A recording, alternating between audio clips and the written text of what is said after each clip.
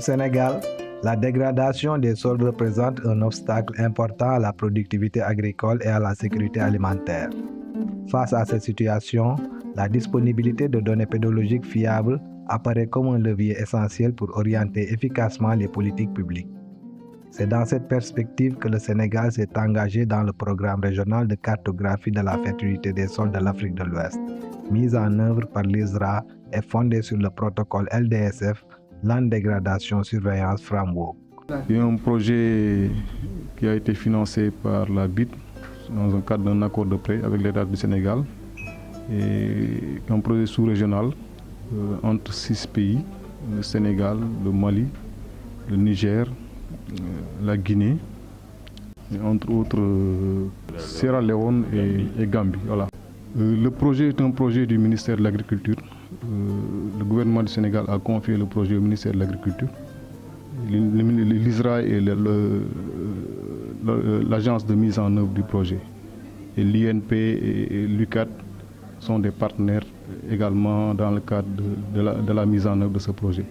Mais au-delà de l'INP et de l'UCAD, il y a l'unité de production de semences également qui va accompagner le projet à travers la mise à disposition de semences pour les tests qui seront réalisés après la réalisation des cartes de fertilité à travers l'évaluation des formules d'engrais.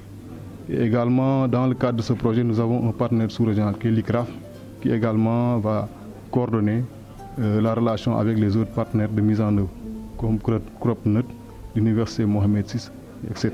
Dans le cadre de la mise en œuvre de cette activité, on aura besoin des compétences des ethnobotaniques qui vont faire l'inventaire des espèces, mais également des spécialistes en sciences du sol, mais également des agronomes et des agents techniques qui seront vraiment opérationnels sur le terrain.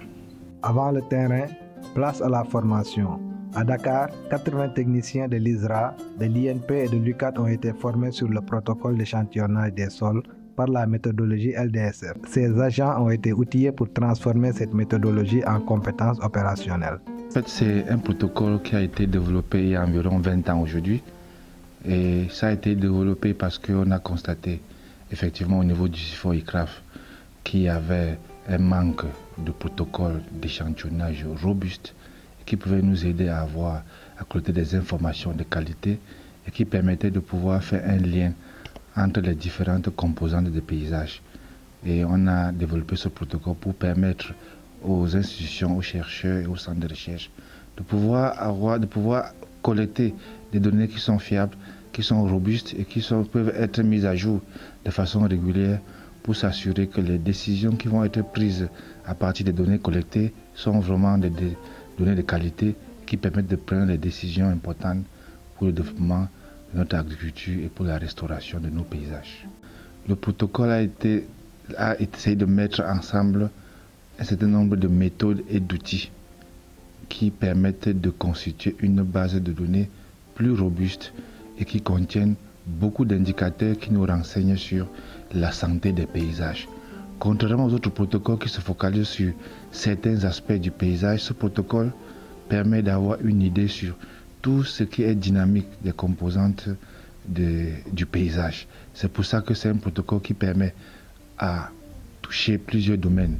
Dans le domaine de la restauration, dans le domaine agricole, gestion des ressources naturelles et tout, ça permet d'avoir tous ces indicateurs pour permettre de mieux définir les stratégies de gestion des ressources et de restauration de nos paysages.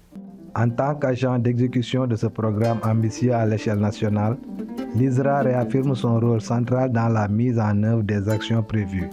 Il renouvelle ainsi son engagement à faire de la science et de la recherche des leviers essentiels pour répondre efficacement aux défis agricoles et environnementaux. Il est usuel de dire que la manière de collecter les données est plus importante que la donnée collectée. Pour tout simplement vous dire que votre rôle est crucial et si vous ratez la collecte de ces données qu'on souhaite être des données de qualité, tout le travail bascule pour le reste du projet. Et ça retentit fondamentalement sur la prise de décision au niveau des politiques agricoles. En tant que bras armé de la recherche agricole au Sénégal, L'ISRA et l'INP se doivent d'être à la pointe de l'innovation pour fournir des données fiables et précises. Le qualificatif fiable a toute sa valeur. Fortement engagé dans la compréhension approfondie des mécanismes de dégradation des sols, l'INP s'inscrit activement dans cette dynamique scientifique et opérationnelle.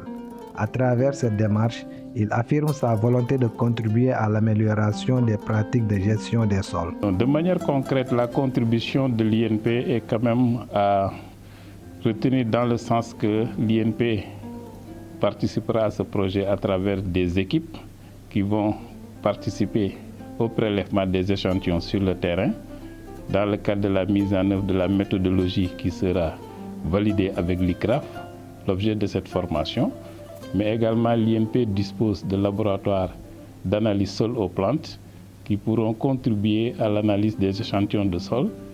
Et aussi, nous avons une expertise dans le domaine de la cartographie à travers, par exemple, la division cartographie et cadastre agricole, où les géomaticiens pourront participer à l'élaboration des cartes. Mais également, l'INP pourra participer à la formulation des engrais. C'est vrai que nous avons nos méthodes d'échantillonnement, nous avons nos méthodes d'études, mais également c'est une méthode qui va venir étoffer, tout le bagage et toutes les compétences que les agents de l'INP ont. Et ça va nous permettre également d'aller beaucoup plus loin et beaucoup plus vite dans la collecte de données, mais également sur l'analyse des données. Formés, équipés, outillés, les agents se préparent désormais à aller sur le terrain, au plus près des réalités. Ils parleront ainsi le même langage scientifique et produiront des données comparables, fiables et utiles pour la recherche comme pour la décision publique. Il y a des mesures dendrométriques qu'on avait l'habitude de prendre sur le terrain. Et aujourd'hui, en termes de gain de temps et en termes de paramètres à prélever qui vont nous permettre aujourd'hui de mettre en valeur nos différentes zones. On se rend compte aujourd'hui en fait qu'on a été renforcé et ce qui va nous permettre, comme je l'ai dit, d'acquérir de nouvelles compétences. Voilà. On a développé aussi ce protocole méthodologique donc, du LDSF donc, qui est quand même un peu plus complet par rapport au précédent. Puisque là-bas donc il y a sur certains facteurs qu'on ne tenait pas en compte et qui seront développés donc, dans le cadre de cette nouvelle étude donc, de la cartographie de fertilité des sols au Sénégal. À travers donc moi un peu étant botaniste, généralement dans la cartographie des sols, nous on n'intervenait pas. Donc, mais maintenant donc, on l'a couplé aussi à une étude de la végétation et c'est là où nous intervenons. Parce qu'on a vu un peu que le sol, ce n'est pas seulement le résultat de ce qui est à l'intérieur, mais c'est ce qui pousse aussi sur le sol aussi à une influence, la végétation, en fonction des espèces, mais aussi en fonction même de la dynamique et de la densité de ces espèces-là. Donc dans ce cadre de ce protocole, donc, on va pouvoir aussi évaluer l'état de notre végétation, l'état à la fois de la dégradation, mais aussi pouvoir un peu avoir des espèces, évaluer un peu les espèces bio-indicatrices pour les lier un peu avec notre sol. Parce que ça nous permettra en fonction des cultures, mais aussi en fonction des zones agroécologiques, de développer de nouvelles formules d'engrais donc en réponse aux carences donc en fonction des zones agroécologiques. Le renforcement des capacités nationales dans le cadre d'un programme national de cartographie des sols repose aussi sur la contribution des universités. Celles-ci jouent un rôle central dans la formation des cadres spécialisés, la mutualisation des compétences scientifiques et techniques, ainsi que dans la production de données pédologiques fiables. Cet atelier qui a pour but d'aller sur le terrain en partageant la méthodologie va permettre aux universitaires en tant que chercheurs, mais également étudiants, de pouvoir détenir des données qui peut-être au niveau de leur interprétation leur aidera à pouvoir analyser et interpréter leurs résultats de recherche. Parce que nous d'habitude sur les études de flore on utilisait une méthodologie qui n'est pas aujourd'hui la méthodologie que nous allons utiliser pour ce projet. Donc ça également c'est un gain de projet et donc en grosso modo ça va nous permettre de découvrir d'autres méthodologies qui demain peut-être nous pouvons les partager avec les étudiants mais également avec des chercheurs qui sont au niveau de l'Université de Dakar. Avec ce dispositif, le Sénégal pose ainsi les bases d'une riposte durable face à la dégradation des terres. En renforçant ses capacités scientifiques et techniques, il se dote d'outils nécessaires pour mieux surveiller, comprendre et restaurer ces terres.